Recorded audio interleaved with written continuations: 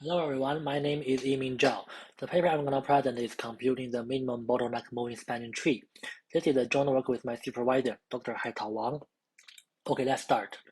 Given that P of n moving points in the plan, each point moves on a straight line segment with a constant velocity, and the time interval is fixed to 0 to 1, just like the animation shows.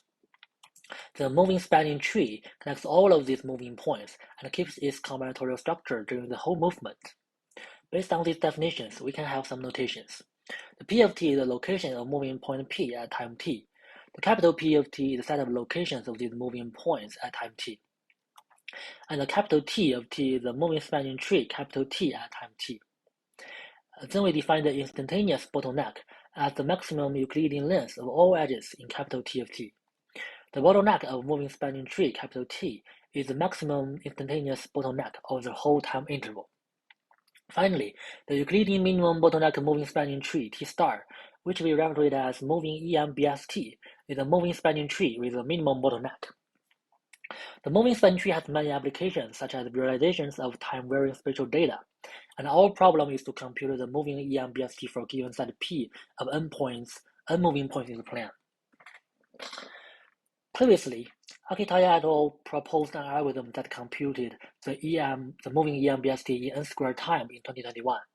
Our algorithm takes n to the 4 over 3 times log cubic n time to compute the moving EMBST. A similar concept is the Euclidean minimum moving spanning tree, which is to minimize the total sum of the edge widths of the moving spanning tree. And Akitaya et al. Proved that the computation of such kind of moving spanning tree is NP-hard. They also gave two approximation algorithms to compute such kind of moving spanning tree. The first one takes n squared time, and the approximation factor is 2. The second one takes n log n time, and the approximation factor is 2 plus epsilon. There are two critical observations in our algorithm.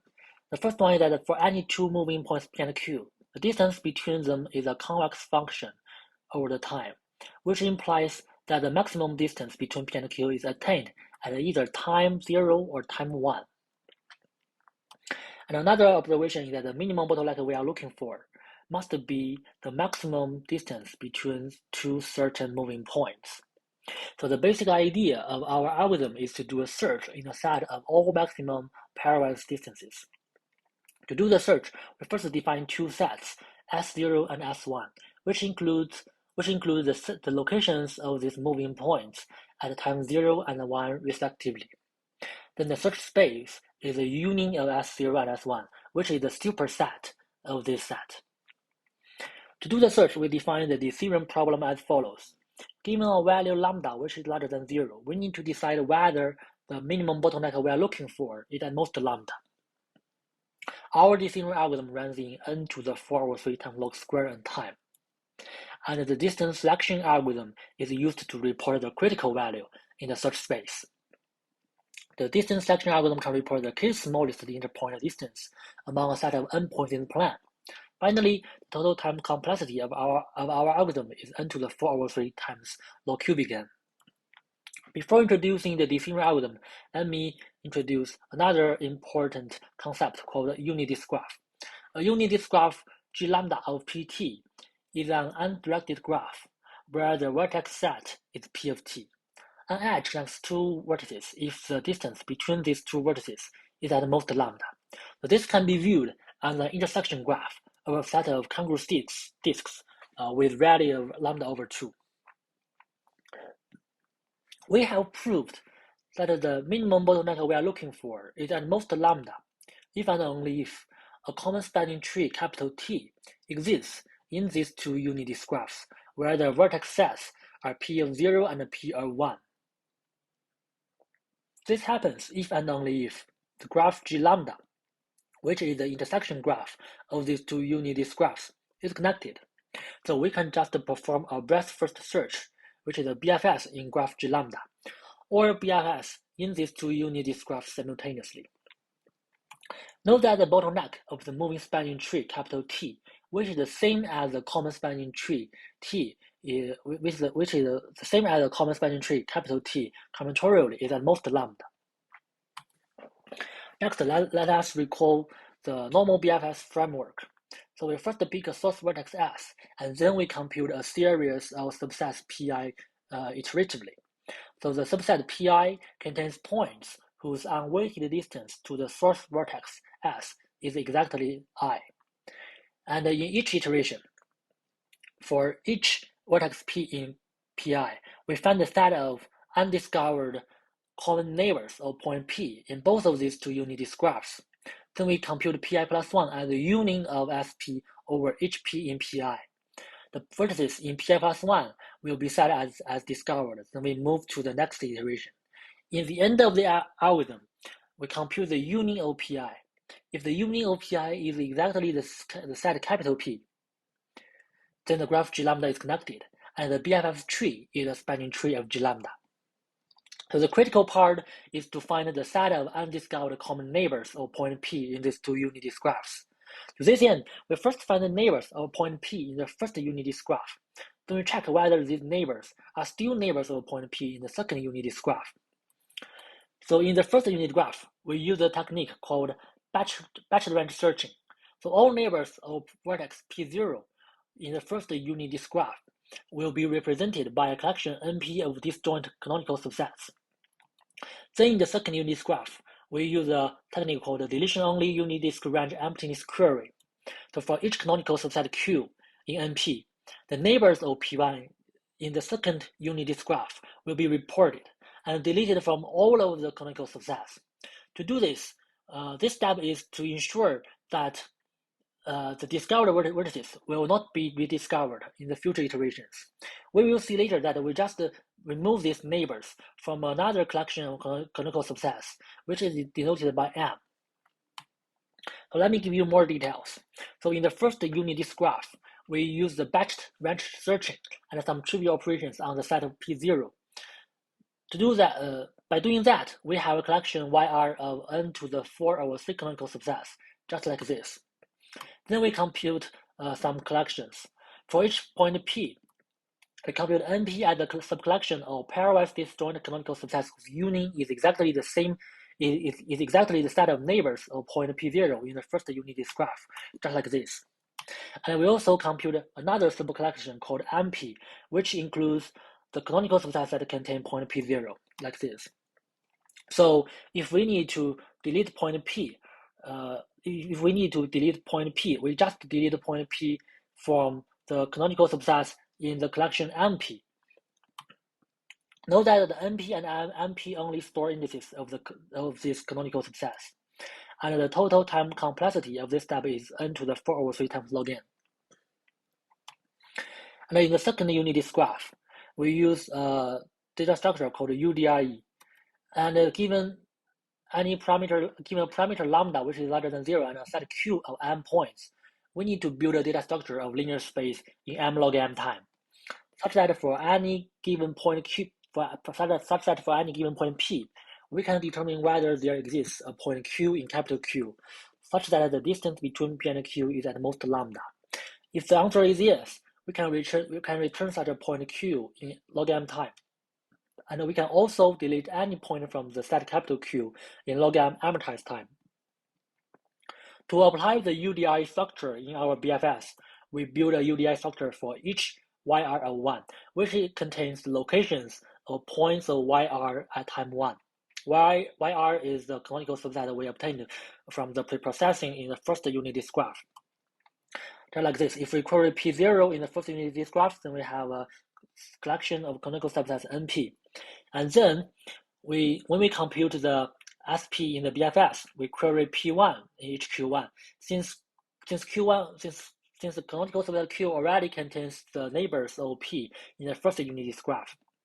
So if the query returns point Q1, then we add Q into SP, and then we delete Q from canonical subsets in MQ, and we query again until the query returns empty. Then we are done. We can see an example. So for each canonical subset Q, we consider the Q1 in the second unit disk graph. Since we have built the UDI structure, so we can query P1 in Q1. This may return some points, and these points are common neighbors of point P in these two unit disk graphs. We will delete these points from all of these canonical subsets until the return is empty. Finally, in the worst case, all points in all canonical subsets will be removed. The total time complexity of the BFS, as well as our decision algorithm, is n to the 4 over 3 times log square n time. Next, let me introduce the deletion-only UDI structure. So given a query point P in the plan, let AP be the unit disk standard point P with a radius of lambda. And we need to check whether the intersection between AP and the point set Q is empty or not.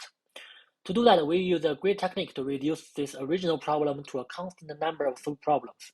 So in each subproblem, the points of Q will lie above a horizontal line L, and the query point P will lie in a square cell C below this horizontal line L, like this. Well, the side length of the cell is lambda over square root of 2, and the bottom edge of cell C is removed for convenience. So the basic idea is to maintain the lower envelope of unit disk standard points of Q. This is just like the dupe problem. So by maintaining this lower envelope, the query result is not empty, if and only if P is above this lower envelope. To maintain this lower envelope dynamically, we designed a data structure called envelope tree, which is an extended technique from Hashberg and Suri, which maintains the convex hull for deletion-only set of points in the plan. We first introduce a right endpoint left-to-right order for the arcs. So given a unit disk whose center is above the horizontal line, we consider the arc that lies in the cell C. So each of this arc is x monotone. We consider its right endpoint, which is the second endpoint we encountered if we traverse the edges of cell C in this clockwise direction. And if we are given a set of these arcs, we can sort them by their right endpoints in this clockwise order, in this clockwise direction. So then we have the right endpoint left to right order. Next, we build a complete binary tree Z, whose leaves corresponding to arcs in the right endpoint left to right order, to these arcs from Kazai 1 to Kazai 4. Then for each node U in this envelope tree, we define a set Kazai U, which contains all arcs corresponding to leaves of the subtree rooted at node U. And the capital U of U is the lower envelope of arcs in the set Kazai U. And for each node in this envelope tree, we have two fields, arcsV and xV. And each arc, Kazai I, this arc, is stored in list arcsU, where U is the highest ancestor that Kazai I contributes an arc in the lower envelope, defined by the node U. And for the field X, for node V, the field xV stores two arcs that define the intersection of two lower envelopes induced from with two children U and W. Next, we consider the construction and some operations on the envelope tree. So for each node V in this envelope tree, we have proved that the lower envelopes induced from with two children V and W have at most one intersection. So we can construct this envelope tree in a bottom-up manner. A line sweep procedure is used to find the intersection between the lower envelopes induced from each node's two children, and then the x field and x field can be set accordingly. The construction takes m log m time and linear space. Next, we consider the UDI query. One observation is that each vertex of the lower envelope appears as an intersection defined by a certain x field of a certain node. For example, in this example, there are these two vertices of the lower envelope is defined by xv and xu, where v and u are two nodes of the envelope tree. So to do the query, we can just start from the root of the envelope tree, and we compare point P with the intersection defined by xv until we reach a leaf corresponding to an arc spanning P, where V is the node from the root to a certain leaf, and the query takes log m time. We can just compare. If we reach a leaf node, we can just compare the node P the point P with the arc. If P is above the arc, then the query result is not empty. Then we consider the deletion operation. This is a recursive procedure.